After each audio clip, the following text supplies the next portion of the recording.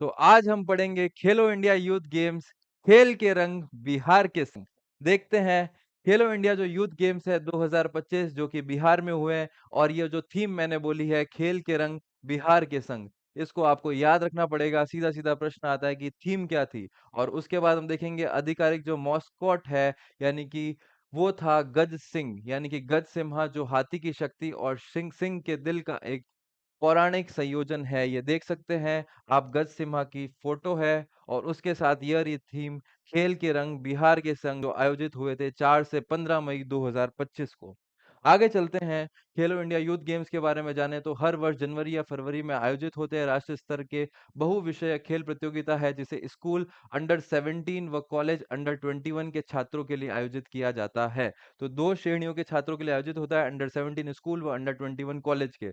शुरुआत और उद्देश्य अगर मैं देखूं तो 2018 में दिल्ली से खेलो इंडिया स्कूल गेम्स नाम से शुरुआत हुई थी, जिसे 2019 में इसका नाम परिवर्तन करके खेलो इंडिया यूथ गेम्स कर दिया गया। तो जो प्रश्न बन रहे हैं आरपीएससी के द्वारा कि वाक्य इनमें से कौन सा वाक्य जो है सही है या गलत है, तो यह वाक्य बन सकता है कि पहले खेलो इंडिया स्कूल गेम्स थे, 2019 में इसका नाम बदलकर खेलो इंडिया यूथ गेम्स कर दिया। इसका उद्देश्य खेल संस्कृति को बढ़ावा देना, जमीनी स्तरीय पर प्रतिभाओं को पहचान दिलाना तथा भारत को एक महान खेल राष्ट्र बनाना है।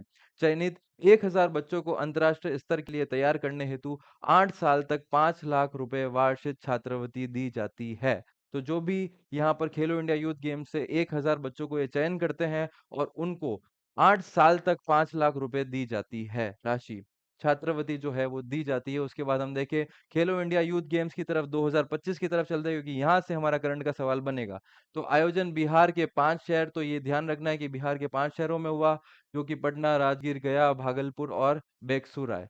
उसके बाद हम देखते हैं तथा दिल्ली में हुआ था, इसके साथ ही बिहार के साथ ये दिल्ली में भी आयोजन हुआ।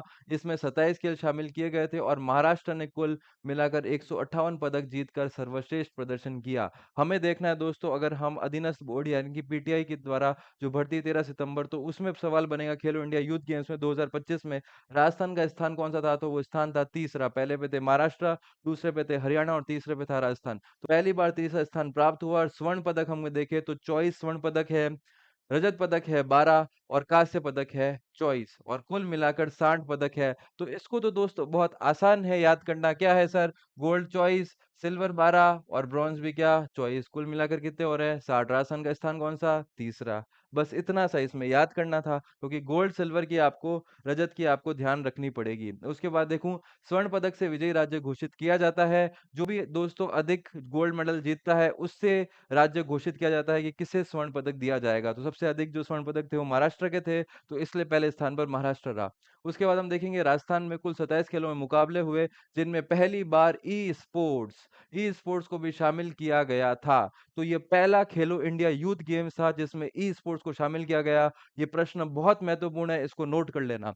प्रतियोगिता 4 मई से 15 मई 2025 तक संपन्न हुई। अब देखते हैं खेलो इंडिया यूथ गेम 2025 में राजस्थान द्वारा जीते गए सभी स्वर्ण पदक विजेताओं की सूची खेलों के साथ तालिका के रूप में दी गई है। तो जो भी राजस्थान से जो स्वर्ण पदक जीते थे उनकी सूची है। हमको यहाँ से आरपीएससी का बहुत फेवरेट प्रश्न है कि इस खिलाड़ी का संबंध किस खेल से है, हमको याद करना पड़ेगा। देख लो दोस्तों, हर्षिता जाखड़ आप देखेंगे साइकिलिंग में 2 बार इन्होंने 7.5 किलोमीटर स्क्रैच रेस व 500 मीटर टाइम ट्रायल में दोनों में स्वर्ण पदक जीता है। तो हर्षिता जाखड़ जी का संबंध किससे है? जो कौन सा खेल होगा, तो वो होगा साइकिलिंग। फिर हम देखेंगे इनके ही, हो सकता है आपको नाम याद रखना है, हर्षिता व आदित्य जाखड़, तो दोनों का संबंध किससे है? साइकिलिंग से है। दोनों का ही क्या है? स्वर्ण पदक। फिर ये मयंक चौधरी है, यह बहुत फेमस प्रश्न बन सकता है। जो मयंक चौधरी है उसका संबंध किससे है? निशानेबाजी से। ये एक स्वर्ण पदक। अब हम आगे देखेंगे, ये रहा वापस देखो दोस्तों मयंक चौधरी, निशानेबाजी, यहाँ पर भी स्वर्ण पदक। तो मयंक चौधरी, फिर देखेंगे प्राची और मयंक चौधरी, निशानेबाजी pistol, 10 metre mix team pistol, यानी कि 3 स्वर्ण पदक जीते हैं। तो मयंक चौधरी जी का संबंध पूछा जा सकता है। तो आपको ध्यान रखना है मयंक चौधरी जी का संबंध किससे है? निशानेबाजी से। फिर चलते हैं मंजू चौधरी जी, इनका भी संबंध है साइकिलिंग से। रामताड़ चिंपा जी जिनका भी संबंध है साइकिलिंग से। अभिनव चौधरी जी जिनका संबंध है शूटिंग से। तो दोस्तों ये तो बहुत आसानी से याद रहेगा, हमें पता है अभिनव बिंद्रा जी, तो ये ये आ गए अभिनव चौधरी जी जिनका संबंध किससे है? शूटिंग से। उसके बाद अश्विन भारद्वाज जी जिनका संबंध है जूडो से। तो ये सारे हमारे स्वर्ण पदक थे, इनका नाम आपको निश्चित तौर पर याद रखना पड़ेगा। तो अगर मैं एक रिवीजन आपको देखूँ, तो आप देखो हर्षिता जाखड़ व आदित्य जाखड़ किससे संबंध है सर? इसका संबंध है साइक्लिंग से। उसके बाद हम देखेंगे मयंक चौधरी को तो हमने नाम देखा ही है, मयंक चौधरी के साथ एक प्राची भी थे, उनका भी संबंध किससे है? निशानेबाजी से। फिर हम देखेंगे मंजू चौधरी जी, उनका भी संबंध है साइक्लिंग से। राम अवतार जी, उनका भी संबंध है साइक्लिंग से। अभिनव चौधरी तो सर मेरे को याद हो चुका है क्योंकि इनका संबंध किससे है? शूटिंग से है। और उसके बाद अश्विन भारद्वाज जी है, इनका संबंध किससे है? जूडो से। तो ये थे राजस्थान के खिलाड़ी जिन्होंने खेलो इंडिया यूथ गेम्स में स्वर्ण पदक जीता है और इनकी बदौलत ही राजस्थान को तीसरा स्थान प्राप्त हुआ है।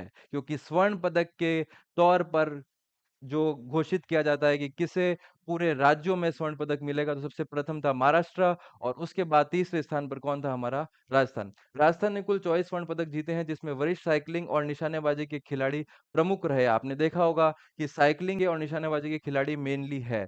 राजस्थान के खिलाड़ी कुल मिलाकर 60 पदक, 24 स्वर्ण पदक सहित लेकर तीसरे स्थान पर रहे हैं। तो ये था दोस्तों हमारा आज का टॉपिक, जिसको हमें बस ये याद रखना था कि सर बिहार में हुआ था और बिहार के साथ कहाँ पर हुआ था सर? कि बिहार के साथ ये हुआ था दिल्ली में। कितने पदक जीते थे राजस्थान ने? राजस्थान का स्थान था तीसरा, पहले पे थे महाराष्ट्र। राजस्थान के थे 24, 12 और 24। बहुत आसान था, कुल मिलाकर कितने? 60 पदक। और जो 24 थे उनके नाम मैंने आपको बता दिए, तो वो नाम आपको याद रखने हैं क्योंकि ये आरपीएससी का फेवरेट प्रश्न बन चुका है।